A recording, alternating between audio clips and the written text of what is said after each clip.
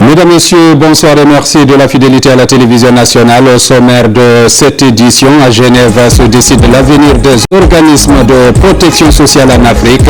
Ce vendredi, les ministres des pays membres de la CIPRES ont affiché leur volonté de redynamiser l'institution. Des avancées dans le système de santé guinéen avec le renforcement de capacité des médecins initié par le CHI Donka, un expert en chirurgie ORL pilote ce transfert de compétences au bénéfice des médecins locaux. Et puis cette retrouvaille culturelle, Donkey Futa, un espace de revalorisation des coutumes et mœurs, un point de développement pour initier des projets et programmes au bénéfice des localités. C'est tout pour les titres. Une fois encore, bonsoir et bienvenue dans ce journal. La 38e session du Conseil des ministres de la Conférence interafricaine de la prévoyance sociale s'est tenue ce vendredi à Genève. Le ministre guinéen du Travail et ses pairs des 18 États membres de la CIPRES affichent leur volonté de redynamiser l'institution. Le point avec Mamadi Ternakamisoko, alia John Keita. La 38e session du Conseil des ministres de la Conférence interafricaine de la prévoyance sociale CIPRES se tient à Genève. Cet événement réunit les 28 organismes de protection sociale issus des 18 États membres. La Guinée, engagée dans des réformes majeures visant à redynamiser la Caisse nationale de sécurité sociale et la Caisse nationale de prévoyance sociale, fait une présence remarquée. Depuis un certain moment, le gouvernement a manifesté sa volonté d'adhérer à cette organisation très importante pour le développement social de nos pays, notamment le développement de nos systèmes de prévoyance sociale. Alors, en marge de ce Conseil des ministres, nous avons échangé sur le rapport d'activité de l'année écoulée qui a été présenté par le secrétariat exécutif. Ce rapport a fait l'objet d'appréciation par l'ensemble des ministres des pays membres. Nous avons également adopté aussi les états financiers relatifs à la gestion de l'exercice passé. Effectivement, à ce niveau également, les états financiers ont été adoptés. Des recommandations aussi ont été fournies par le Conseil qui entre dans le cadre de l'amélioration de la gouvernance de l'organisation. La session ministérielle fait suite à 2 jours de travaux menés par le comité d'experts de la CIPRES. Les ministres ont ainsi affiché une volonté claire d'accélérer la mise en œuvre des objectifs fixés avec rigueur et efficacité. Que l'assistance apportée à nos organismes de prévoyance sociale au niveau de nos pays puisse aussi se renforcer pour faire en sorte que nos systèmes nationaux de prévoyance et de sécurité sociale soient des systèmes robustes, viables et des systèmes qui s'inscrivent parfaitement dans les visions de développement social de nos pays. Et comme vous le savez, aujourd'hui en Guinée, il y a une véritable vision audacieuse de développement du pays dont l'axe premier repose sur le social. Et donc toutes les recommandations qui ont été formulées ici cadrent aussi parfaitement avec notre vision nationale de développement prônée par le président de la République, le général Mamadi Doumbouya. Pour rappel, la CIPRES établit des règles communes de gestion des organismes de protection sociale des États membres, harmonise les dispositions législatives réglementaires et développe des politiques de formation destinées aux techniciens et cadres de l'institution. Recensement biométrique, on en parle. En France, le site d'enrôlement du PNRAVEC dans la région de Nice, visité par le ministre de la Pêche et celui des Finances. Une mission qui s'inscrit dans le cadre d'une sensibilisation des Guinéens vivant dans ce pays sur les avantages de ce programme initié par le gouvernement. Reportage Kadiatou Souleymane Keita. C'est une journée marquée par l'engagement citoyen et la fraternité guinéenne qui s'est déroulée à Nice, Côte d'Azur. À l'occasion de la mission officielle de recensement biométrique des Guinéens de l'étranger, une délégation conduite par Madame la ministre de la Pêche et son homologue des Finances, accompagnée de son Excellence Monsieur l'ambassadeur de Guinée en France, a visité le centre de recensement mis en place pour la région sud-est.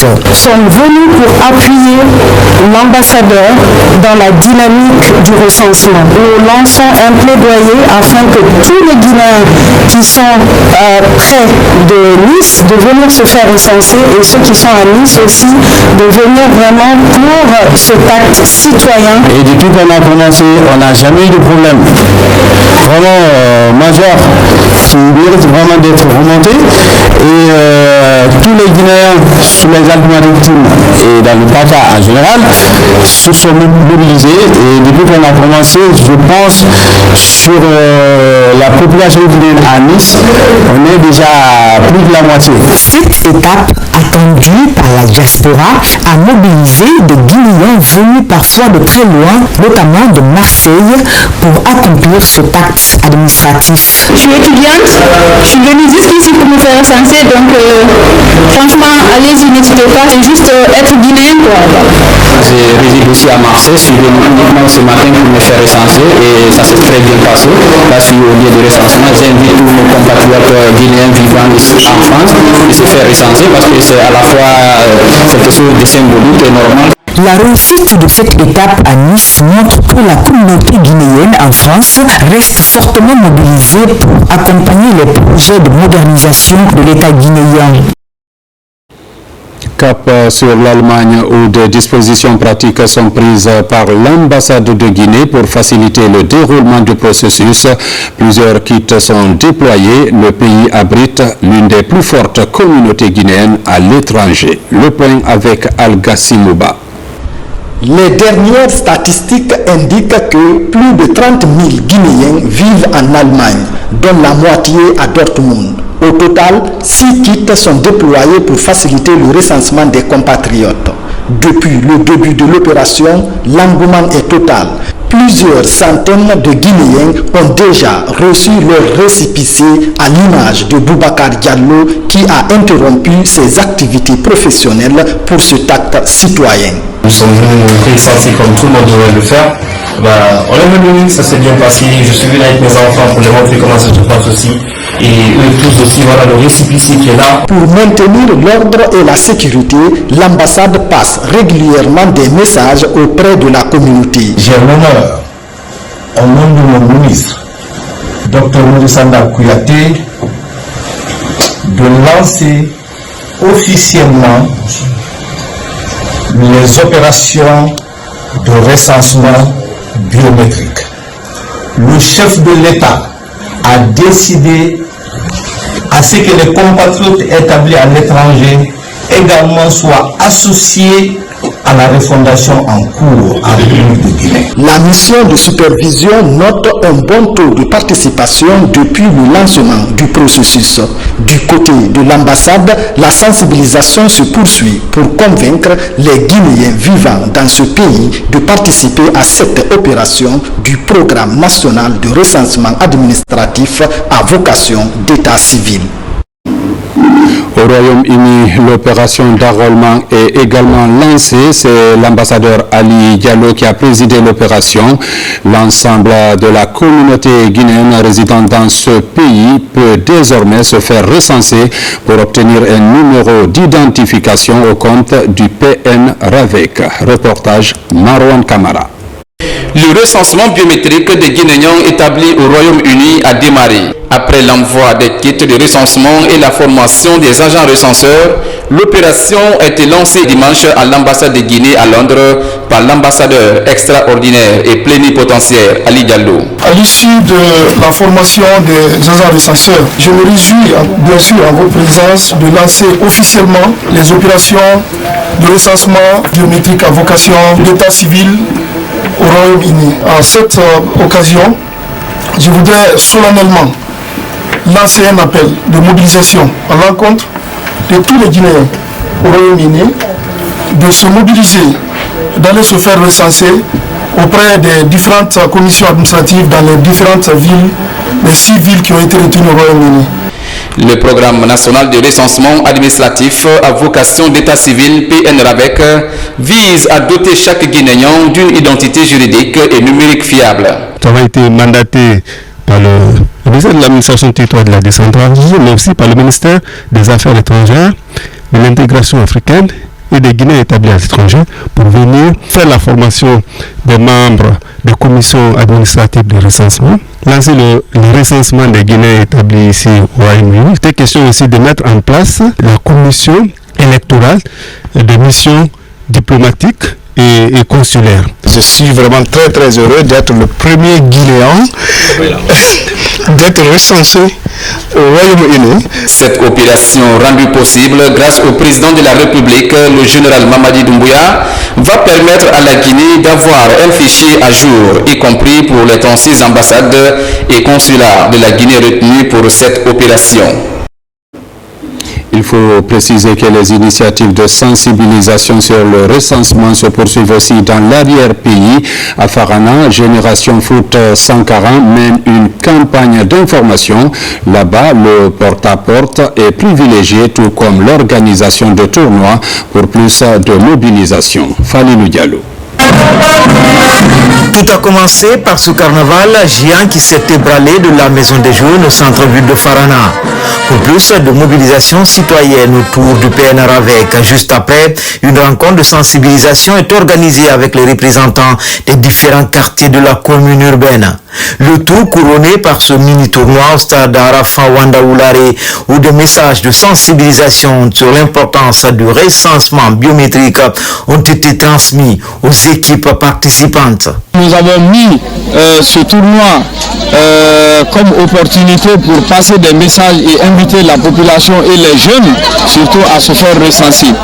Au-delà, c'est un tournoi de reconnaissance parce que les organisateurs, les générations foot, ont décidé de célébrer les 4 premiers anciens qui nous ont quittés afin vraiment de rappeler tout ce qu'ils ont fait pour cette ville sur le plan footballistique. C'est un tournoi de sensibilisation pour que la population faille pour le recensement, la paix, la cohésion. Tous ici sont déterminés à se faire recenser pour participer au décollage économique du pays. Le recensement a beaucoup d'importance pour une ville, en particulier un pays. Quand vous vous recensez, nous avons une idée statistiquement sur l'effectif ou bien sur le nombre de personnes évoluant dans une zone, bien évidemment. Donc c'est un programme de sensibilisation de la population de Farana. Donc nous sommes venus chez nous, chacun peut sensibiliser une personne, 2 ou 3 personnes. Donc le groupe c'est Génération Foot 140 et on s'est réunis pour faire ce programme de recensement. En plus d'être une opportunité pour passer des messages à Génération Foot 140, entend également faire revivre le passé glorieux du football dans cette ville. Dans l'actualité, toujours la chaire de l'UNESCO vient de tenir sa 8e journée d'études à l'université de Somphonia. Cet événement annuel a regroupé cette année plusieurs chercheurs du continent autour des défis sanitaires et du climat en Afrique. Reportage Bakari Bambakonde. Après 3 jours d'intenses échanges et de réflexion, la 8e journée d'études de la chaire de l'UNESCO s'est conclue avec satisfaction à l'université Journal Lansana Conté de Somphonia, réunissant des jeunes chercheurs venus de plusieurs universités africaines et de la Guinée. C'est un moment d'études où on entend les doctorants et les professeurs qui travaillent sur une thématique donnée qui a été choisie par le comité de pilotage de la chaire l'année précédente pour rassembler des chercheurs, des réflexions sur des défis partagés du développement. Pendant 72 heures, les participants ont assisté à des conférences animées par des experts ainsi que des ateliers pratiques. Ces sessions ont abordé des thématiques telles que l'impact du changement climatique sur les systèmes de santé, les migrations forcées dues aux catastrophes environnementales et les stratégies innovantes pour une résilience socio-économique. On a traité pendant 3 jours des questions méthodologiques, voilà comment présenter sa thèse en 180 secondes, mais aussi des enjeux liés aux défis sanitaires, changement climatique et démographie en Afrique. C'est l'interdisciplinarité qui est mise en avant. Ça veut dire que c'est le dialogue de la pluridisciplinarité. C'est l'occasion pour nous de donner des outils aux doctorants et aux doctorantes pour que ces personnes puissent devenir des adultes scientifiques responsables. Les autorités présentes ont souligné l'importance continue de ces rencontres pour le développement durable en Afrique. C'est important aujourd'hui dans un monde où parfois les faits, les vérités sont malmenés. de rappeler qu'il y a des chercheurs, il y a des professeurs qui s'engagent dans la recherche pour expliquer le monde tel qu'il est et les défis auxquels nous devons répondre. La coopération avec l'ambassade de France, qui est aussi un des partenaires clés, techniques et financiers, elle est constante sur ce modèle-là et que l'université de Sonfoniac est au cœur de cette organisation. Cette 8e journée d'études de la chaire de l'UNESCO a permis aux jeunes chercheurs d'être équipés non seulement de nouvelles connaissances, mais aussi d'une détermination collective pour faire face aux défis sanitaires et environnementaux. L'Institut Polytechnique de Conakry a tenu aussi la 2e édition de ces journées scientifiques. Plus qu'une rencontre académique, l'événement incarne un engagement collectif vers la promotion de la recherche, l'innovation et le progrès scientifique. Compte rendu Mounir Bari. C'est une journée scientifique qui vise à vulgariser les travaux de recherche effectués par des enseignants et le monde scientifique. Cette 2e édition devrait mettre en lumière les avancées scientifiques remarquables. L'initiative consiste à promouvoir l'échange scientifique et à favoriser l'interdisciplinarité. Ça permet de vulgariser les résultats de recherche de nos enseignants-chercheurs ici à l'Université Gamal Abdel Nasser de Conakry, plus précisément à l'Institut Polytechnique de Conakry, de promouvoir des échanges entre ces enseignants-chercheurs, de proposer des solutions innovantes dans le cadre du service à la communauté. La science et la technologie transforment notre monde à un rythme sans précédent. Que ce soit à travers les avancées en intelligence artificielle, en énergie renouvelable, en santé ou en exploration spatiale, nous sommes témoins d'une transformation qui impacte nos sociétés et nos modes de vie. Au cours de cette rencontre, ces scientifiques ont également partagé leur expérience autour de thématiques d'actualité comme l'ingénierie, le développement durable ou encore de l'intelligence artificielle. L'ingénierie dans le développement durable, principal catalyseur, n'est pas une simple expression à la mode, mais incarne un véritable changement de paradigme. Elle constitue une branche de l'ingénierie qui, au-delà de la simple dimension technique, prend en compte les enjeux du développement durable, qu'ils soient écologiques, économiques et sociales. Nous sommes dans une dynamique vraiment de valorisation de la recherche scientifique. On a voulu mettre une petite touche pour faire ressortir un peu l'aspect innovation avec l'utilisation des outils d'intelligence artificielle. Le ministère de l'Enseignement supérieur, de la recherche scientifique et de l'innovation incarne aujourd'hui un engagement collectif pour la promotion de la science, l'innovation et le progrès scientifique en Guinée. Dans le processus de capitalisation des acquis du projet Village Faim Zéro, le programme alimentaire mondial PAM regroupe les acteurs de la Haute-Guinée et de la Guinée forestière à Womé, un des sites pilotes, l'occasion pour les partenaires coréens d'approfondir avec les participants les techniques culturelles de la variété de riz appelée Tongjil. Reportage lancé Kamisoko. Projet de riz pour la résilience et l'accès au marché, un volet de l'initiative Village Faim Zéro du programme alimentaire mondial. Il réunit à Womé les acteurs du secteur dans les préfectures de Guékédou, Kissidougou, Farana, Dingira et Kankan, Monsanta, Yomu et Zirikore. Un espace de renforcement de capacité sur les techniques culturelles coréennes de la variété de riz appelée Tongjil. J'ai échangé avec les techniciens et les producteurs sur la variété de riz qu'on appelle Tongjil. Je suis venu expliquer aux producteurs et techniciens tout le processus de production de cette semence pour renforcer la résilience des communautés sur le développement de la chaîne de valeur riz à travers les projets initiés par le PAM de développement des villages Faim Zéro afin de permettre d'assurer une sécurité alimentaire. Financé par le gouvernement coréen à travers le ministère de l'Agriculture, de l'Alimentation et des Affaires rurales, ce projet est mis en œuvre en collaboration avec plusieurs ONG locales, dont CADEC, dans le but d'améliorer le rendement des producteurs. Chacun de nous a donné son point de vue, la façon dont il a l'habitude de travailler, on a échangé et ça va beaucoup changer à notre retour. Parce que on a tiré profit des expériences de nos collègues. On fera une restitution à nos conseils agricoles pour qu'on arrive à assurer l'autosuffisance alimentaire. Donc là, pour que notre village soit un village jolifin, pour que nos enfants puissent étudier bien, quand on travaille le riz qu'on trouve, on donne à l'école, pour que nos enfants mangent et puis ils puissent travailler à l'école. Cette initiative est une composante essentielle du projet Village Fin Zéro du PAM. Elle vise à renforcer la sécurité alimentaire en faisant de l'agriculture le moteur de l'économie rurale en Guinée. Et puis l'amélioration de la sécurité alimentaire aussi et des conditions de vie des populations du côté de Kissidougou. Le programme va aider les acteurs du monde rural de cette zone à accroître leur productivité et les revenus tirés des chaînes de valeur. Reportage Ibrahima Woulem Fofana. Assurer l'autosuffisance alimentaire, une priorité du gouvernement guinéen et ses partenaires. Au titre des défis à relever dans ce combat, le changement climatique pour mieux rendre autonomes les acteurs du monde rural. D'où le lancement régional à Kissidougou du projet 2 du programme de résilience à la sécurité alimentaire et nutritionnelle dans le Sahel.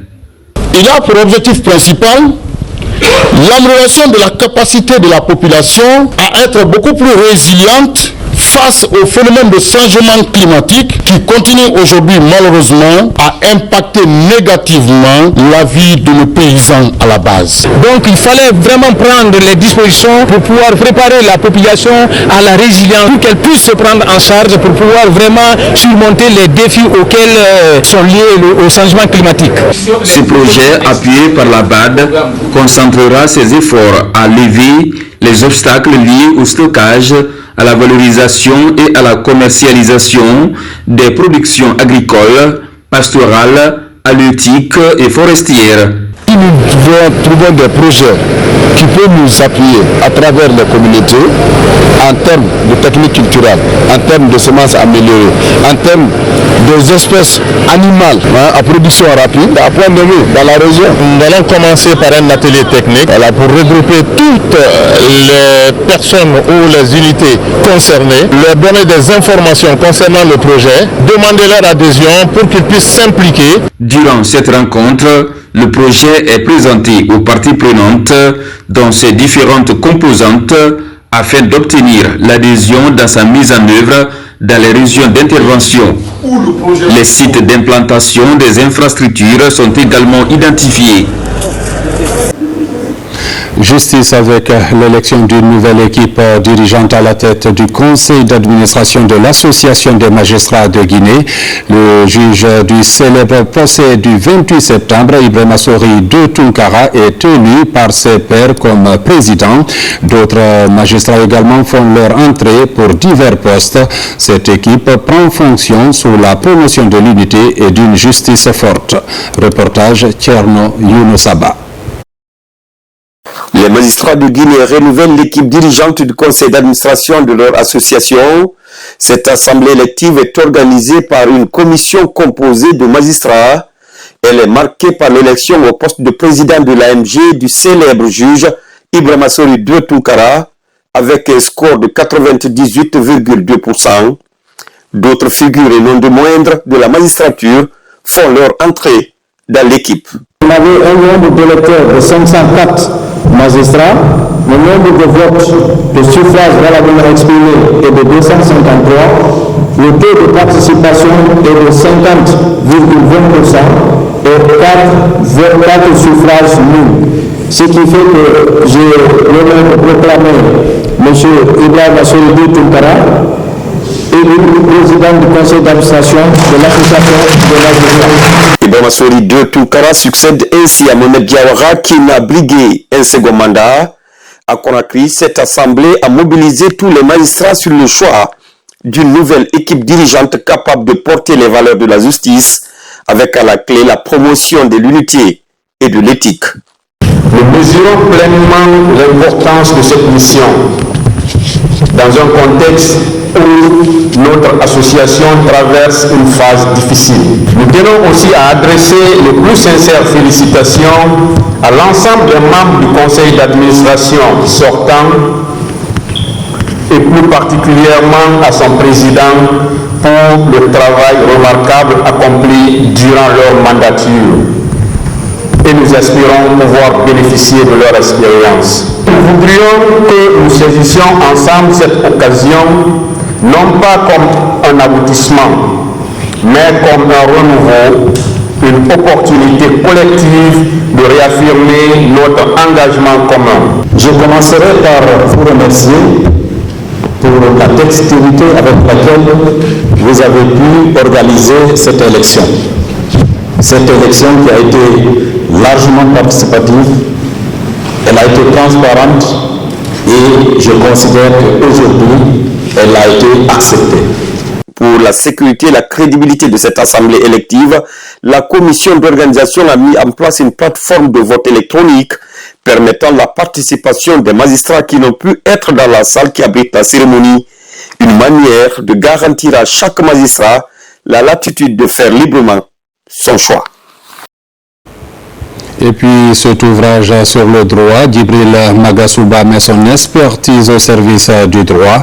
À travers deux ouvrages pointus et accessibles, il offre aux étudiants, chercheurs et professionnels du droit des outils précieux pour mieux comprendre et maîtriser les réalités juridiques africaines. Reportage Maïmouna Bella Diallo. L'ouvrage Méthodologie juridique, paru chez Harmattan Guinée, est une référence de 184 pages signée Djibril Magasuba. Juriste, magistrat financier et enseignant-chercheur, l'auteur met son expertise au service des étudiants et des praticiens du droit. À l'université de Sonfonia, il est allé à la rencontre des étudiants et enseignants pour partager sa vision et répondre aux questions des jeunes juristes. La motivation pour écrire les deux ouvrages, dont le premier intitulé Méthodologie juridique, on constate après à peu près 8 ans d'expérience en chargé de travaux dirigés, en chargé de cours magistraux, je me suis rendu compte que les étudiants ont d'énormes difficultés et les enseignements de 4 mois ne suffisent pas pour leur donner tout ce qu'il faut en méthodologie. Donc j'ai décidé d'écrire cet ouvrage, de mettre à leur disposition. Même après moi, ils peuvent continuer à lire. Mais ce n'est pas tout.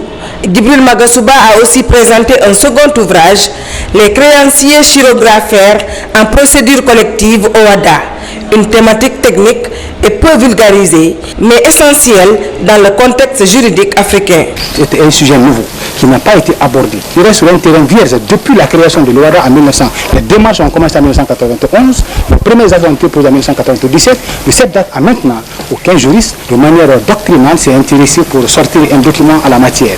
Donc c'était venu présenter à nos collègues enseignants, chercheurs à l'université pour recueillir leurs avis, provoquer leurs réflexions afin d'améliorer la qualité. Les deux ouvrages publiés ont un pesant d'or et qu'il ne faut pas mettre de côté. Une fois qu'on a ce document, alors il mérite d'être lu pour pouvoir apporter un retour conséquent dans le monde juridique et judiciaire. Ces deux livres, dédicacés lors de la 17e édition des 72 heures du livre à Conakry, ont suscité l'intérêt d'un public varié. Étudiants, enseignants et professionnels ont salué la clarté et la rigueur des analyses. Des échanges nourris ont révélé un véritable besoin de repères méthodologiques dans la formation et la pratique du droit en Guinée. Santé, le CHU, donc en partenariat avec l'université Gamal Abdel Nasser de Conakry, vient de recevoir un des plus grands experts dans le domaine de la chirurgie en ORL. Avec lui, des interventions délicates ont été effectuées pour prendre en charge des cancers de la face et du cou, un processus de qualification des médecins locaux. Plus de détails avec Thiernos Mandialo. Après sa rénovation et sa prise en main dans la gestion par le groupe canadien en gestion hospitalière, l'une des missions assignées au CHU Donka est de contribuer au développement du système de santé en intégrant des pratiques modernes de prise en charge des patients et en rehaussant le niveau du personnel médical. Ici, avec l'un des plus grands chirurgiens français ORL et cervico-facial, futur médecin spécialiste guinéen en ORL découvre des techniques avancées dans la prise en charge des tumeurs comme celle-ci, longtemps portée par une patiente. Alors on a enlevé une tumeur de la glande parotide. C'est une intervention qui est délicate parce que passe le nerf qui fait bouger la moitié de la figure au sein de la parotide et de la tumeur. C'est pour ça que c'était délicat, c'est pour ça que c'était long. On a pu enlever toute la tumeur et garder la fonction du nerf facial, c'est-à-dire que la patiente va pouvoir bouger sa figure. Et on a fait une chirurgie un peu plus compliquée qu'il n'avait jamais fait, qu'on a déjà amené la technique en Guinée. Depuis 2012, c'est maintenant qu'il revient pratiquement et ça fait beaucoup de bonheur de l'avoir. Il ne fait que de la chirurgie cervico-faciale sur Lyon. Et donc, c'est quelque chose qu'il maîtrise plus que nous ici et nous avons appris beaucoup avec lui. Ce processus de transfert de compétences soutenu par le CHU Donka va notamment aider à enrichir la formation des spécialistes en ORL au sein de l'Université de Conakry et ouvrir de nouveaux horizons pour cette branche de la médecine à travers le pays. Ce monsieur qui est venu, c'est un chirurgien ORL chevronné. Il vient d'une ville où il y a beaucoup de structures hospitalo-universitaires et donc nous allons proposer des échanges entre ces structures hautement spécialisées et nos hôpitaux, mais aussi notre université. La science évolue, donc il faut se former, s'informer du jour au lendemain. Donc déjà sous le leadership de nos chers maîtres, nous acquérons beaucoup d'expérience avec l'appui maintenant des partenaires étrangers. Ça va encore booster l'efficacité de l'équipe de médecins ORL. Avec son plateau technique considéré comme l'un des plus modernes dans la sous-région, le CHU donc a investi dans la qualification du personnel médical et réalise de plus en plus des chirurgies complexes, contribuant à réduire les évacuations sanitaires.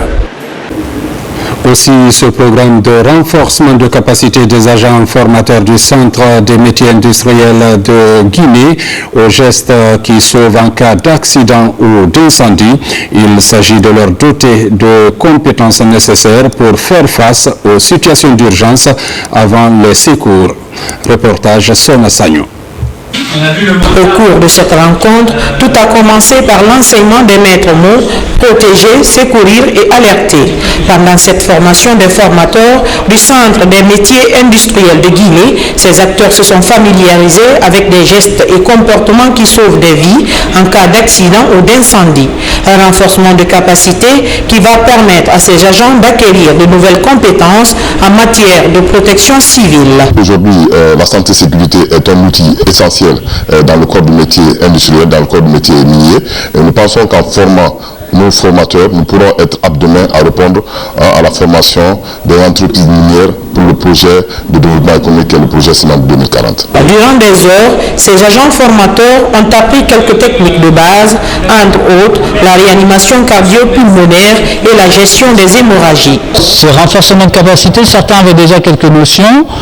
Tout le monde est plus ou moins éveillé à ce genre de choses, mais là du coup on remet un petit peu de gestes on remet un peu des comportements et les gestes adaptés.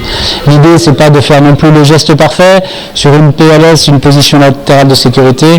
Là ce sont vraiment les premiers gestes de secours et là on le résume en une demi-journée. J'ai appris à travers cette formation comment secourir en premier lieu en cas d'accident ou en cas d'étouffement. Cela va nous permettre de nous protéger et en même temps sauver des vies.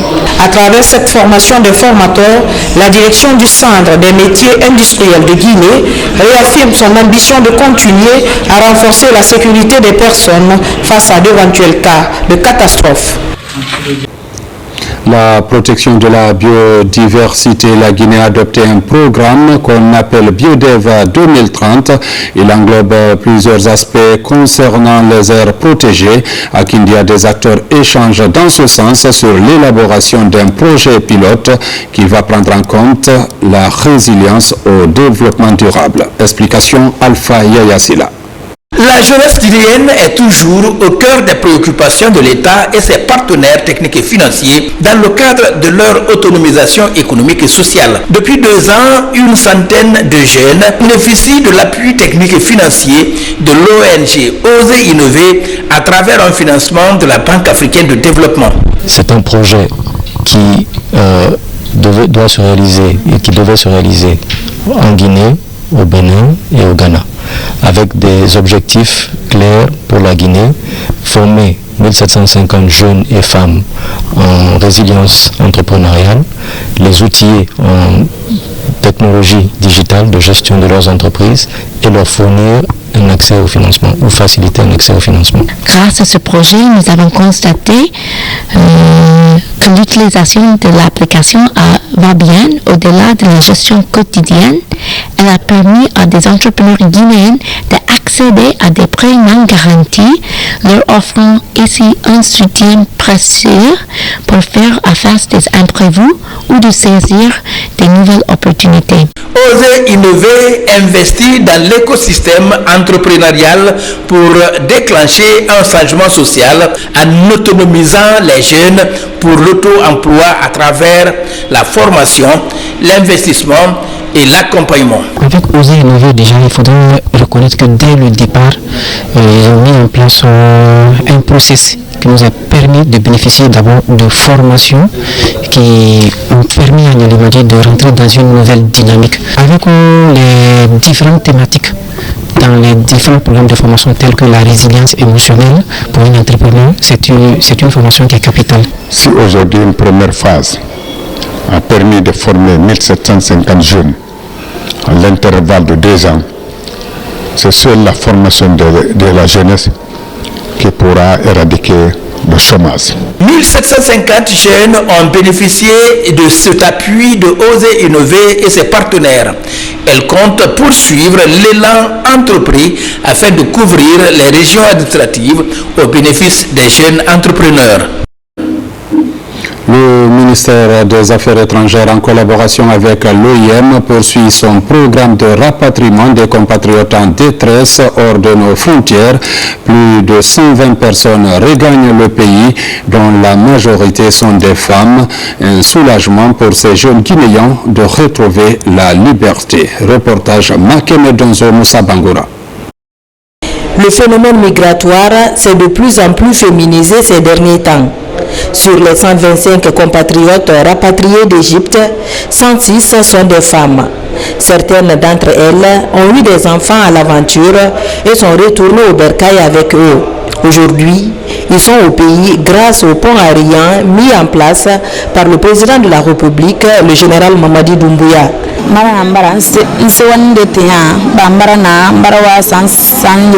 Je suis contente de retourner chez moi. La vie en Égypte n'est pas facile. C'est très dur là-bas. Égypte, à Bente. Ça a été un grand plaisir pour nous de retourner chez nous sains et saufs. Nous remercions l'État guinéen pour nous aider à retrouver notre terre. Moi, je dirais à tout un chacun de rester chez eux. Dans l'exécution de ce programme de rapatriement, le ministère des Affaires étrangères met les bouchées doubles pour identifier les volontaires. Sur le terrain, les opérations sont menées par l'OIM, partenaire de l'État guinéen. Un travail de fond mené de concert avec le département. Au nom de son Excellence Dr Maurice Sanda Kouyaté, en principe devrait être là pour vous accueillir. L'une des instructions de son Excellence, Monsieur le Président de la République, c'est de défendre les intérêts des Guinéens établis à l'étranger. C'est pourquoi aujourd'hui le gouvernement guinéen, sous son leadership, a travaillé avec l'OIM pour faciliter le retour aujourd'hui de 125 Guinéens. Nous sommes très heureux de vous recevoir chez vous. Ici, vous serez traités dignement. Il me charge de vous dire que le gouvernement guinéen est disposé à vous accueillir à bras ouverts. Le rapatriement de nos compatriotes en détresse est un dossier que le président de la République, le général Mamadi Doumbouya, supervise personnellement. Le pont aérien est maintenu. D'autres opérations sont au programme dans les semaines à venir. Le ministre de la Jeunesse et des Sports, en compagnie de son homologue de l'administration du territoire, a inauguré récemment le foyer des jeunes de Makono, un des quartiers de la commune de Kankan. Ensuite, Keamou Bogola Abba est allé à Guéni Bakoro pour mettre à la disposition de la jeunesse un autre foyer de jeunes. Ces deux infrastructures sont réalisées par les fils de la localité pour permettre aux jeunes de développer des activités socio-éducatives et l'entrepreneuriat. Moussa Komara. C'est désormais l'espace de toutes les aventures possibles de la jeunesse de Makanon, l'un des 57 quartiers de la commune urbaine de Kankan. Ce foyer de jeunes baptisé le général président Mamadi Doumbouya est le fruit de l'engagement des fils ressortissants de la localité. Aujourd'hui, les jeunes n'ont pas assez d'opportunités dans les sous-préfectures ou dans les villages. Voilà pourquoi nous avons pensé à la réalisation de ces projets, la maison des jeunes avec les annexes, avec les toilettes, avec groupe électrogène et pompe à fourrage. Avant, on n'avait pas de lieu où se retrouver. Pour se récréer, on marchait des kilomètres. Et aujourd'hui, voici notre bijou grâce à nos frères et au gouvernement. À Makanon, la liesse est populaire pour accueillir l'infrastructure. L'occasion unique pour la population de plaider les autorités à réaliser un terrain de sport et un collège sous place pour réduire le déplacement des élèves vers le centre-ville de Kankan. Même sentiment à Guélibakoro, où les habitants sont fortement mobilisés pour la mise à disposition de ce foyer des jeunes, construit également par un fils du terroir. Je me rends compte que je ne me suis pas trompé, parce que quand on voit l'engouement qui est là aujourd'hui, comment les populations ils sont si contents pour une telle salle, donc ça me rend fier. Nous sommes trop contents pour notre maison des jeunes. Le président nous a eu vraiment. Lisez-vous même l'enthousiasme. Nous allons nous récréer ici maintenant et apprendre la culture. Ces deux infrastructures juvéniles réalisées à Makanon et Guinée-Bakoro participent à l'effort de formation et d'éducation socio-culturelle des jeunes. Nous voulons donc profiter pour remercier le conseiller du président, pour remercier la communauté qui a pensé à ce projet. Nous, en tant que ministère utilisateur, nous mettrons tout en œuvre pour une bonne utilisation, pour une occupation saine de la jeunesse. Ce bel exemple va sans doute façonner l'avenir des jeunes de ces localités.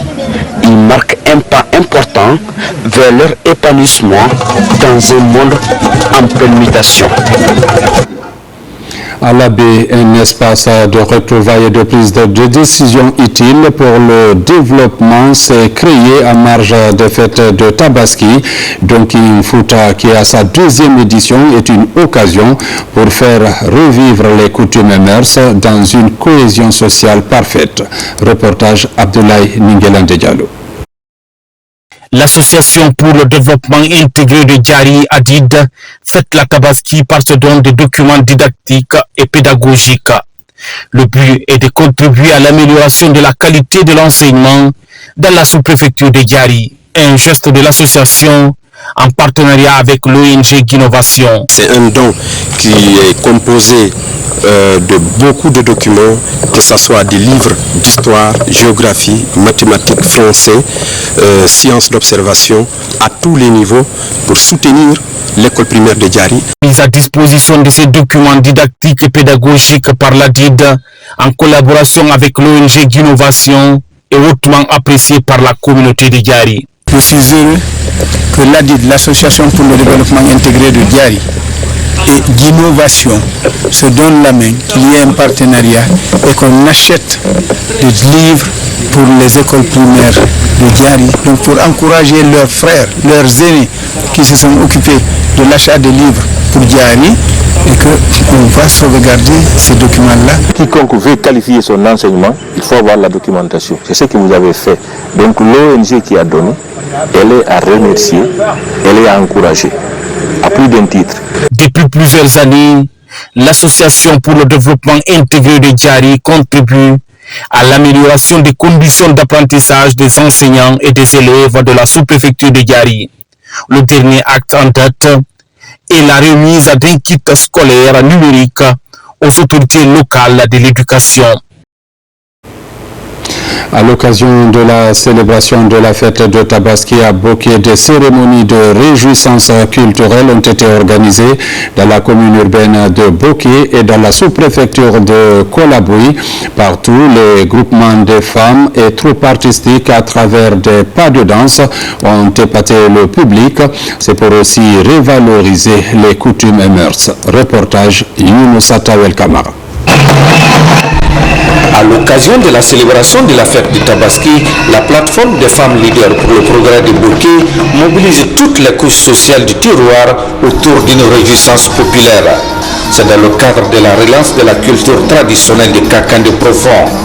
Durant 3 jours, le chef-lieu de la préfecture a vibré au rythme de la danse traditionnelle communément appelée Kakandé Namouni. Les groupements de femmes, mais également des troupes artistiques venues de partout dans la préfecture ont émerveillé le public à travers des pas de danse. Une manière de valoriser le patrimoine culturel de cette région cosmopolite. C'est une première. Nous appelons toutes les femmes de Bokeh et les hommes, bien sûr, de venir avec nous. Quand nous nous donnons la main, c'est pour tout ça, c'est pour le développement de notre préfecture Bokeh.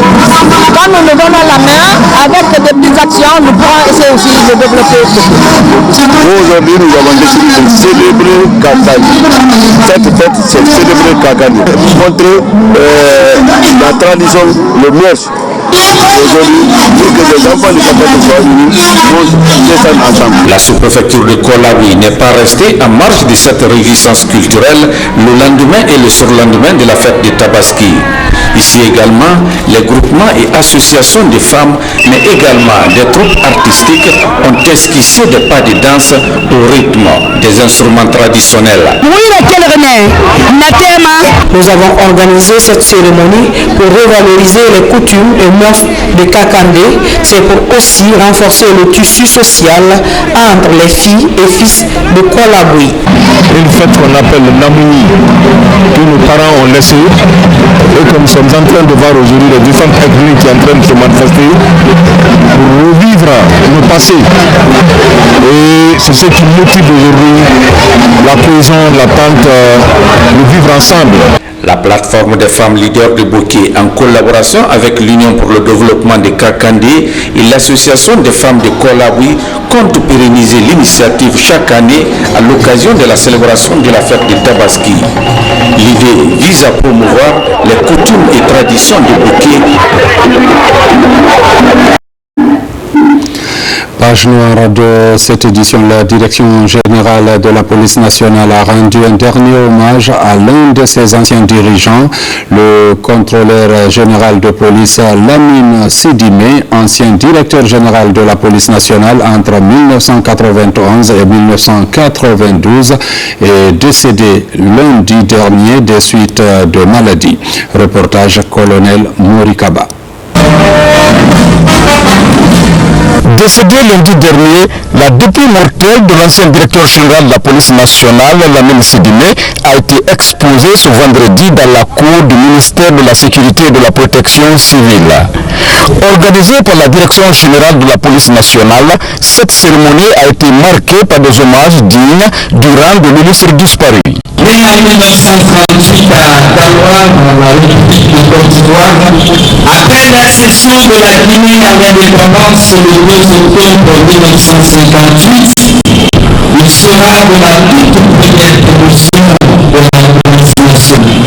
Il suivra une formation d'informateur également à l'école supérieure de police de Clermont-Ferrand en France.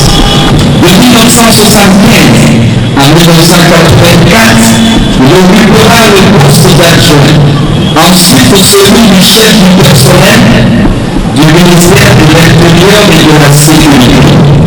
Contrôleur général des services de police, il sera nommé commissaire privé de médecine dans le liberté. Ensuite, directeur adjoint de la sûreté de Kenya, directeur de la sûreté de la province de Bibrika, directeur général de la police nationale de mars 1991 à mars 1992. Contrôleur général de police, désormais fait Lamine Sidimé, référence d'humilité sans précédent, rejoindra sa dernière demeure aujourd'hui. La police guinéenne, donc, vous avez présidé la destinée à un moment donné de notre parcours. Retiendra de vous un grand policier attaché aux valeurs humaines et d'une intégrité de haut niveau pour le règlement de l'institution policière. Anciens collaborateurs, parents, amis et proches se sont réunis autour de la famille éplorée. Tous ont salué les qualités humaines et professionnelles du défunt. Exprimer à vous personnellement, à votre cabinet, à toute la famille policière de Guinée, notre gratitude infinie pour cette cérémonie funèbre. Accompagner notre défunt, les professeurs de la Russie, que la famille nous appelons affectueusement l'ami Rousseau. En reconnaissance de ses loyaux services rendus à la patrie, Lamine Sidimé a eu droit à un défilé d'honneur des corps constitués de la police nationale et de la protection civile. Il laisse derrière lui une épouse, 4 enfants, des collaborateurs et des amis profondément attristés. Paix à l'âme du défunt. Mesdames, Messieurs, c'est la fin de cette édition. Merci à vous qui nous suivez du côté de Gawal comme partout ailleurs dans le monde. Bonne suite de programme sur la télévision nationale.